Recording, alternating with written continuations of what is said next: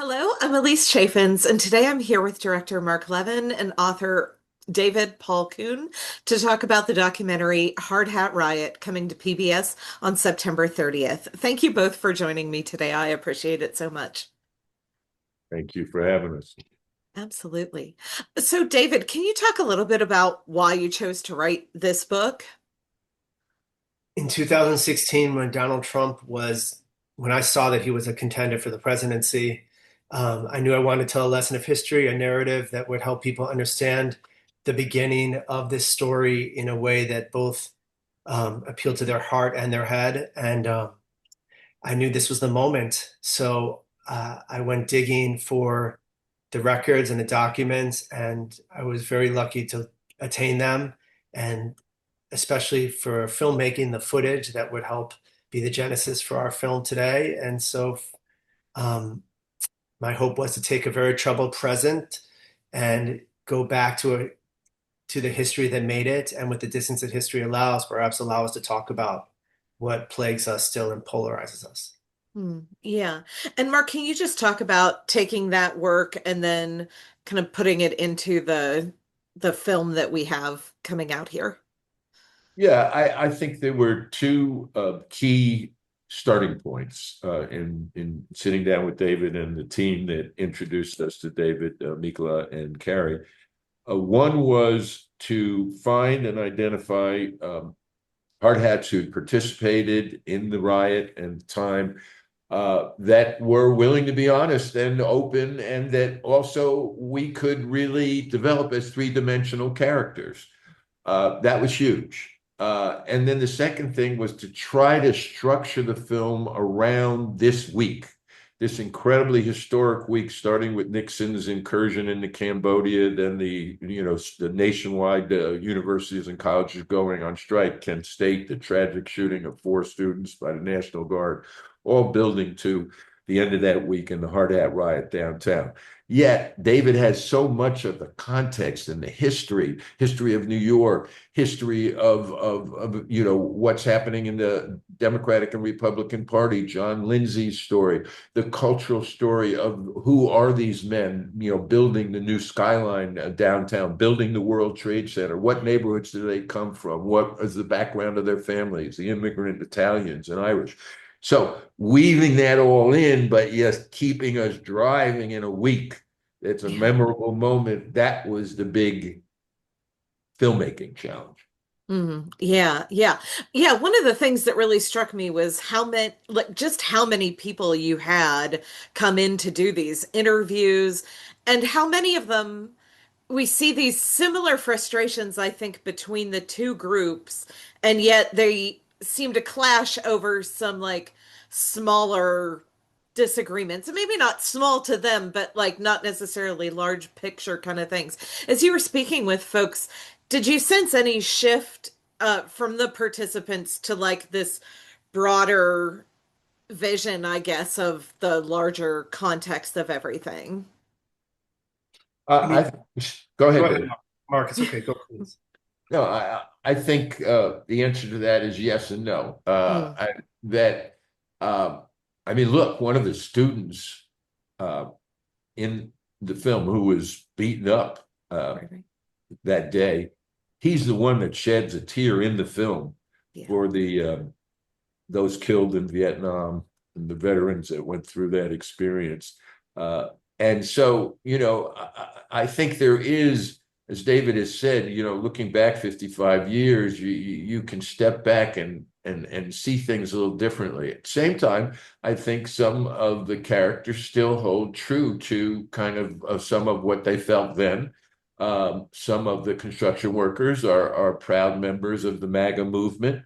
I think that's one of the things that's interesting about the film is that it's played to both people who were part of the anti-war movement back then, like myself, and people who are part of the MAGA movement today, and that they both feel respected.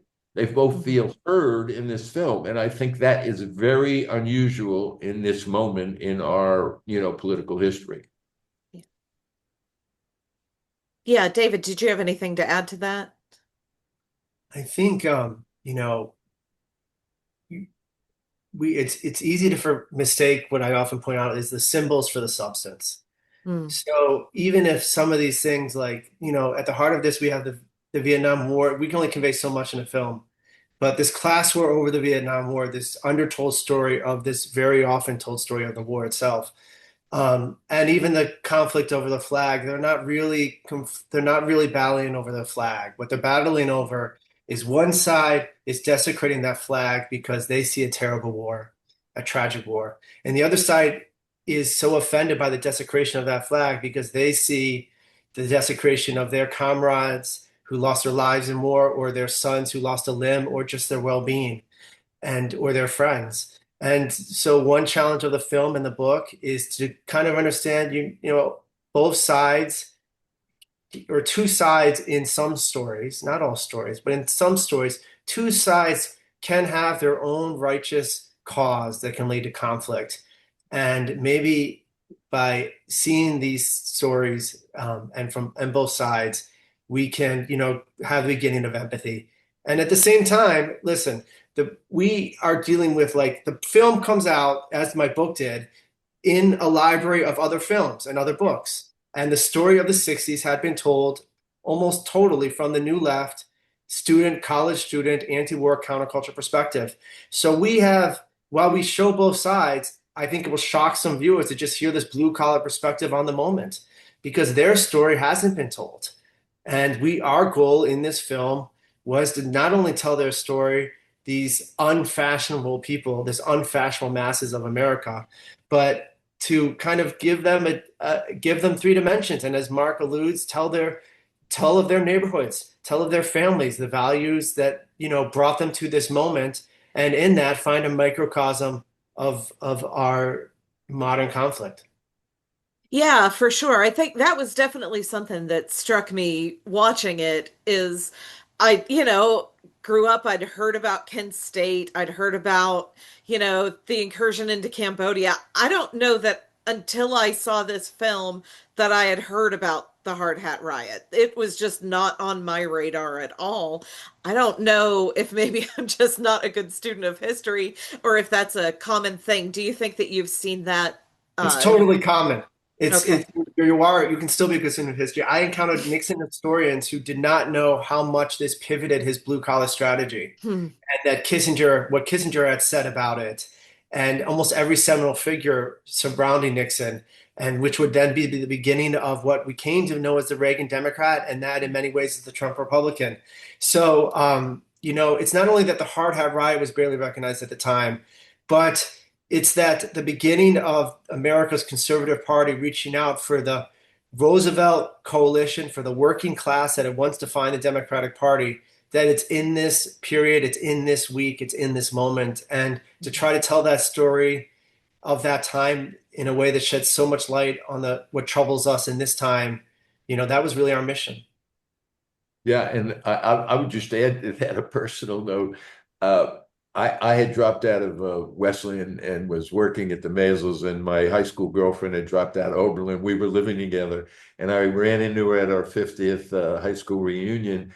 And I said, I'm working on this project on the Hard Hat Riot. And she looked at me and she said, "What's the Hard Hat Riot?" And we were living together on the Upper West Side. Yeah, and she later sent me notes that I had to go home and Google the Hard Hat Riot. So she was right here in New York City. Yeah, I think what David did was he found a small incident, but that it's in the microcosm. The macro story is contained in that microcosm, and then he found the footage, which is just so incredible, which I'd never seen. And certainly when I looked at it, it made me think of January 6th, just because it's that hand-to-hand combat. It's just the Yeah. Americans rushing at each other and beating each other up. So you're not alone in not knowing much about the Hard Hat Riot. Hopefully that will change with this broadcast. Yeah, absolutely. Well, I appreciate again both of you just taking a few minutes to speak today. This is a fantastic film. I think it will really open eyes, and I appreciate you making this and sharing time with me today. Thank you. Thank Thanks so you. much.